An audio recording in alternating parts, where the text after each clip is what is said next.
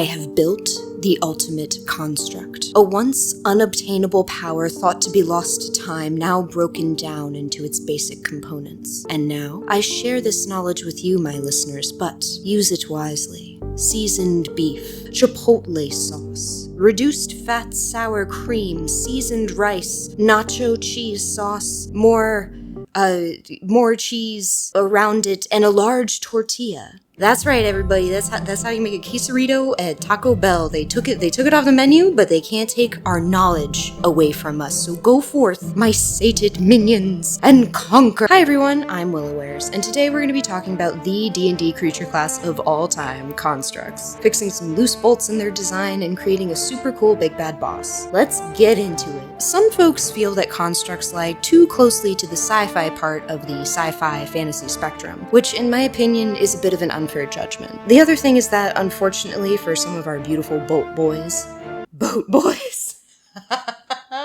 the other problem is that, unfortunately, for most of our beautiful bolt boys, they're usually not super into independent thought and can be pretty predictable, which can make for a pretty poor boss. Some might argue that's baked into the creature type itself, but there's always exceptions, and I think that there's a few ways that we can get around it. Constructs are essentially the crunchy part of the monster pie that is, well, constructed. This is from the metallic to the flesh, nuts and bolts to knuckles and nails, like fingernails. Get it?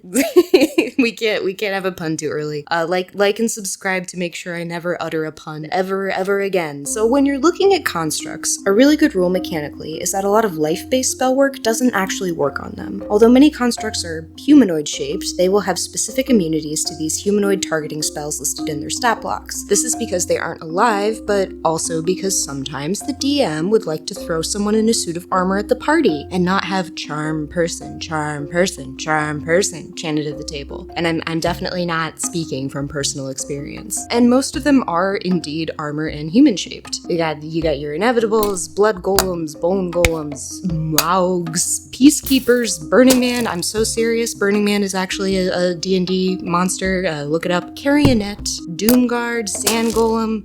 Okay, yeah, you get it. We've got a lot of humanoid-esque dudes here, and don't get me wrong, plenty of other weird guys as well. Just look at the animated rug. He's not human-shaped at all. But I think for our big bad, I'd like to try something a little bit different. So let's examine some a little bit deeper and see if there's anything cool we can actually use.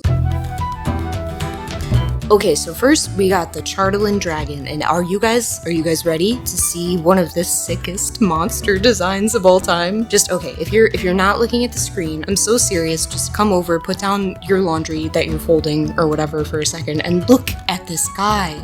Oh my gosh, the Chardelin Dragon. This is a construct that utilizes the in-universe stone of Chardelin. Remember the Beldril dragon we talked about in the dragon video? Well, this construct utilizes the same exact idea, an entire creature based around the properties of a magic resource. Chardelin is a great stone for storing spells, but also for absorbing magic in general, which is why this guy's a magic resistance beast. Plus, he's got cute little feet. I think a DM using a Chardelin dragon could be an absolutely intimidating boss fight, but this guy definitely has more guard dog energy than big bad energy. B- big bad, mostly because I can always imagine the guy actually controlling the dragon right off screen. Tomb Tapper. Oof, yes. I remember reading about the Tomb Tapper and being mad for half a day because I couldn't think of anything this cool if you dangled me over a pit of lava and threatened to read my diary over a loudspeaker to my former high school class. It's a design where every aspect of the creature cycles perfectly into its purpose, its attacks, and its flavor. Tomb Tappers are constructs that originate all the way back to the Netherese Empire to protect all their Netherese stuff, I guess. They have a compulsion to seek out magical items they see by sonar, like cave bats do, and spend their free time making cool rocks. My personal favorite art is from 3rd edition, but the recent art is pretty creepy too. I'd rate them as a C+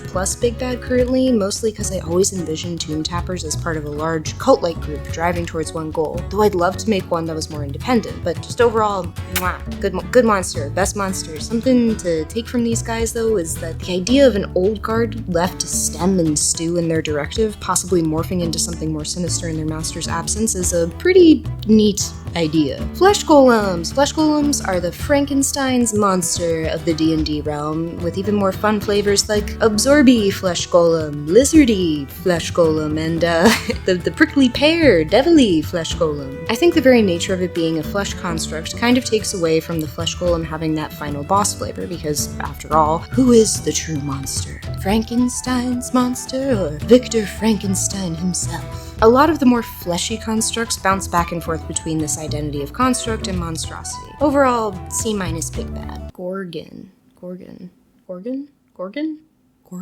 The Gorgon is next, and believe it or not, these aren't the ladies with the snake hair, they're actually bulls. Hell yeah, brother, get those ladies out of here. Bring in the cool bull that breathes petrifying gas. This is based on an alternate mythological Gorgon, by the way, so the bull depiction isn't incorrect necessarily, it's just a different Gorgon than what we're used to seeing. Petrification is no joke in D&D, so these dudes are nasty. I go back and forth making a Minotaur with a Gorgon ability all the time, because that sounds terrifying to me. However, for all intents and purposes, this guy is, let's be honest, a metal cow. He's not going to start an empire. A+ for making your players go, oh god, oh no, but he's more of a D big boss. Next, we have the Colossus. Extremely cool creature. They are generally the beefiest of the constructs, which makes sense because they are also enormous. And sometimes an absolute headache to run. I feel like parties really can be put into two groups, those that run at the Gargantuan Death Kendall at level 5, and those that do a tactical triage around the Colossus's footprint, and he's 100 miles away, and they're level 15. They are amazing flavor creatures, a great way to remind the player that they are not at the top of the food chain. I'd say for a fight they always offer something interesting for the players to figure out, so B for that, and I would love to hear about anyone that's actually made a Colossus the final big bad for their campaign. And finally we have the flying sword. Okay. These guys, I don't mean to laugh. So I like the idea of these guys very much. I love animated swords. Does anyone remember Excalibur from the Librarian series? It's kind of played like an overeager guard dog, and the show gives it quite a bit more intelligence than what the traditional D&D stat block does for the regular flying sword. I think in a world that has cursed intelligent swords already, giving a flying sword intelligence and sentience is a neat idea for your table. A+ companion potential, but yes, that is definitely an F- boss. Inevitables are definitely not Warforged. You may look at inevitable art and think, hey boy howdy, that would make an amazing Warforged design, and that's when the D&D rules police burst through your ceiling out of a tactical D&D copter to tell you to stop that. Don't you ever think that these two incredibly similar things are similar, ever. And then we have Modrons. A little known fact about Modrons is that they all originate from Los Angeles. You can tell because they are full of Juvederm lip filler. Believe it or not, the very first Willowwares video, now lost to time, was about Modrons. And I'll get back to you silly billies one day, but for now I'm gonna set them aside, mostly because they have so much about them that they truly deserve their own video. But I'm never gonna do them because I hate them so much because they're creepy and I hate them. All in all, I think constructs are fantastic. I have a huge bias. My favorite characters to play are construct adjacent. I love playing Warforged. Recently I even played a Clank in a Daggerheart campaign. One of my big homebrewing dreams is to construct a construct type race. But constructs are, whew boy. Listen, I love me some animated armor. It's to the point where if there's any living armor that pops up on social media, I get DMs from my friends letting me know just because they know it will make my day. But we also are playing in a world where magic can do some pretty crazy things, like the Tomb Tapper and the Chartleland Dragon. They're great examples of what testing the limits of weird stuff actually can look like in D&D. A construct doesn't have to be limited to a humanoid cage. You're telling me we live in a world with gelatinous cubes and lurking stranglers and all these wizards and artificers hammering away at these constructs together, we're like, yep, I think 2 legs and 2 arms work. Or I guess it could be a spider shape too. Okay, sick, I think we're done here. But before we fix this, I want to get one other small point out of the way. We have to address the sci-fi fantasy aspect of constructs. Lots of tables request the classic high fantasy, sword and sorcery, classic D&D. What's this? Well, looks like your precious D&D was a sci-fi frog nursery all along. That's right, one of the first modules, and spoilers, I guess, but boy howdy if anybody is mad about me spoiling this one. I don't know what to tell you. It's absolutely steeped in sci-fi. D&D has always had a little sci-fi flavor bit sprinkled on top and even mixed into its very core. So in my opinion, it's perfectly healthy to look at sci-fi and fantasy as two separate things, but you have to realize the two genres are usually placed next to each other for a reason. I almost want to list all the fantasy franchises that all have "it was sci-fi all along trope, but all of them are spoilers and I'm already flying pretty close to the sun with the sci-fi Stargate frog reveal. In all seriousness, I get it. If I'm reading a fantasy book and someone takes out their phone to order DoorDash before casting Fireball, really, I am out. And even though I love sci-fi very much, I love my classic fantasy too. Going into session 0 and hearing players say, hey, I'm really looking for just your classic fantasy. No guns, no robots. A, that is a super common request, and B, it's super reasonable. One of my favorite characters was Warforged Paladin, and my DM said, in his infinite wisdom, hey, most of the folks at the table are really invested in a classic low-tech fantasy, so you can absolutely be a Warforged Paladin, but let's change your flavor a bit so you fit in. And it resulted in some really cool aspects of my character. Instead of a hulking metal and wood robot, I was an ancient wooden living golem, sort of a cross between a treant and living armor, found in an abandoned tomb that the party stumbled upon. It's essentially the exact same thing, but making some changes made sure I fit into the campaign. So in short, don't be afraid of space frogs. Instead, keep them in your basement, breed an army of them, start a frog cult, and start feeding unwilling adventurers into it.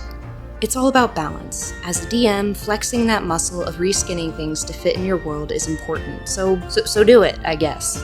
Reflavor your constructs as needed to fit your world. They're one of the easier ones to do it to, after all. And now that we have that issue out of the way, let's move on to making our big bad boss. Reddit is a bot farm playground that used to be an okay site where one of the core aspects was the upvote-downvote system. Apparently in ancient times, it used to be what the Netherese Empire would call a forum, where if you felt the comment contributed to the conversation, regardless if you agreed to it or not, you would upvote it. If those rules were ever upheld, we have yet to find evidence. Now it's mostly a place where you can read such ragebait posts as, my mother plays Pathfinder and didn't tell me that she hates 5th edition until the day of my wedding, so I'm kicking her out. Am I in the wrong? Or devilish, barely concealed ads such as, since my muscles are so large using the new muscle juice, my D&D table kicked me out because I kept knocking the screen over with my giant arms. Any advice? But in all seriousness, the interesting thing about online forums, at least what used to be interesting, is that it's a place where anyone could plop down their opinions, their knowledge, and their thinly veiled power fantasies. A noisy amalgamation of humanity for all its faults, combining into a hum that almost has its own personality. What's a web page? Something ducks walk on? Ha ha, very funny. Anyone will tell you that different sites had different vibes. They could be healthy or unhealthy ecosystems, depending. Imagine in a bajillion years somebody stumbling onto like the D&D subreddit. Imagine a brain that's powered by just that knowledge, left to whir along, maybe talking back at itself forever. Kind of like how the Tomb Tappers were created for one purpose, but have now slowly changed into something else. Finally, a more perhaps serious example to really get what I'm getting at. Let's look at Portal, or more specifically, one of my favorite villains of all time, GLaDOS. Portal is a fantastic game where you are forced to run through various puzzles, all the while being prompted and mocked by GLaDOS. Don't let that horrible person thing discourage you. It's just a data point. If it makes you feel any better, science has now validated your birth mother's decision to abandon you on a doorstep. Voiced by Ella McLean and forged from every nightmare of anyone ever working in corporate has ever had about angry work emails, GLaDOS is, I would argue, much more significant in establishing the feel of the world than the main character is. She represents the oppressiveness and overall hopelessness of your situation, but all the while adding an injection of biting humor that both taunts and motivates the player to keep going. She's the manager that hates you, the disappointed mother that you could never quite impress no matter how hard you tried. She's someone we've all met at least once in our lives, yet the cold, calculating distance, the affectations of her voice, remove her from just being human. GLaDOS is complex, but not in a human sense. If you make her human, you remove that distance between her and the player. The game even plays on this by having her fake out human empathy to you, promising cake that never comes, etc. And this is what you can look at when you want to make your own construct big bad villain. When you're playing around with those character sliders in your head, consider giving your construct one spark of humanness, but not too much. So I think it's safe to say that AI is a theme that we've been kind of beating to death lately in modern culture, but oh man, back in the day, we've written some amazing AI villains. Shodan from System Shock, of course the Allied Master Computer from I Have No Mouth and I Must Scream, HAL from 2001: A Space Odyssey. All of these villains are amazing foils to humankind. So many that I probably forgot a bunch of cool ones, so just let me know which one is your favorite in the comments. There are incredibly biased, intelligent, formless toddlers, sometimes throwing a temper tantrum that can decimate the surface of a planet or force us to solve a set of puzzles over and over again until we die of exhaustion. And it's all by our hand, our design. A lot of these AI stories, I like to think, are as taking a single aspect of mankind, our aggression, our corporate worship, or maybe even our need to protect or connect, and giving it steroids. And I think we should use that. So, for our recipe, let's throw in the classic construct resistance to certain spells, a directive long forgotten that has twisted and malformed into something new, and a new, unexpected form, worthy of the most brilliant magic minds. And hey, what about an entirely new magic resource just to make it fun? So let's see what we can cook up. Threadstone is a strange, unwieldy resource found in the deepest caves of the land. It grows at an alarming rate. It has been known to cover entire wagons in a matter of days. Though a pain to clear out after it has taken hold, the locals admit that it is beautiful. Its almost needle-like structures are rutilated with a bright, iridescent material that gives off a soft glow. It doesn't grow in natural light, and threadstone brought to the sunny surface and exposed will slowly break down into a useless dust. For this reason, there are theories that it is not a stone at all, closer to some sort of fungus, though its gem-like composition and resistance to cold and heat have led many to dispute that claim. Due to this weakness, transporting the stone is quite difficult, but transport it they must, for praise of the arcane properties of this stone have spread far and wide. Threadstone, when placed at the Temple of the Skull, is able to record any memory to an extremely exact degree. It retains this information until destroyed. It is also an amazing conductor. The rutilated threads within are made of something similar to copper, making it ideal for passing along arcane spellwork throughout a construct. However, once again, the weakness the stone has against sunlight limits most of the constructs to smaller contraptions or underground use. Lightning in a bottle, but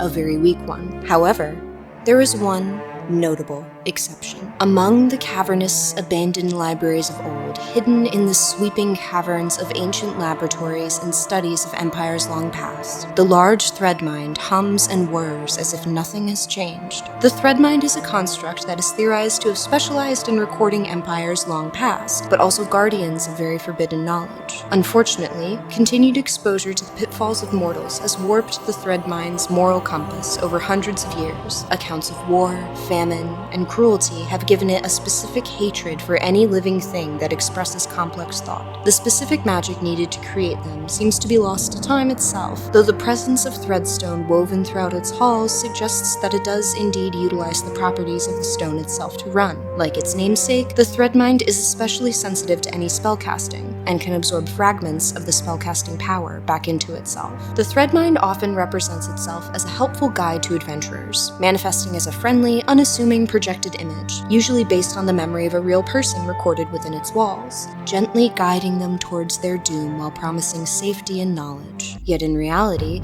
it is nearly formless, observing along carved filaments of threadstone woven in the floors and walls of the structure it inhabits, peering through mosaics and statues as the unassuming adventurers walk past. The threadmind core itself will nest in an area it deems safe, refitting whatever cavernous space it finds. If it feels threatened, it can pulse electricity throughout the structure, opening doors or making surfaces hazardous. It will also construct smaller extensions of itself out of stone and metal, shaped in echoes of the information it has retained. The threadmind has even been known to construct strange, shimmering oozes as well. In combat, the threadmind specializes in two things: absorption and memory projection. It can overwhelm adventurers with visions of their past, but it can also store excess power from any spell cast near its core to use in its next attack.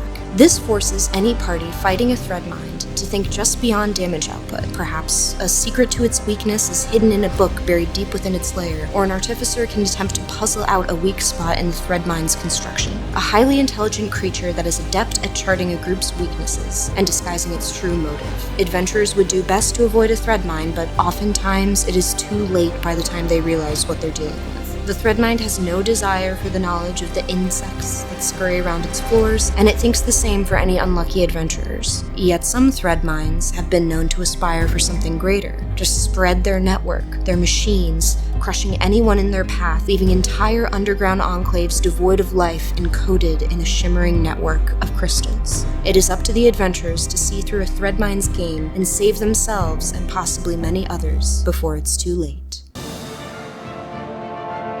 Hey, we did it! We did it. And as always, for free, I have the Threadmind and its beautiful art in the link below. And for my patrons, I've got all my musings on the Threadstone so you can bring it to your own table if you'd like. I wanted to give it a ton of depth so the packet might actually be...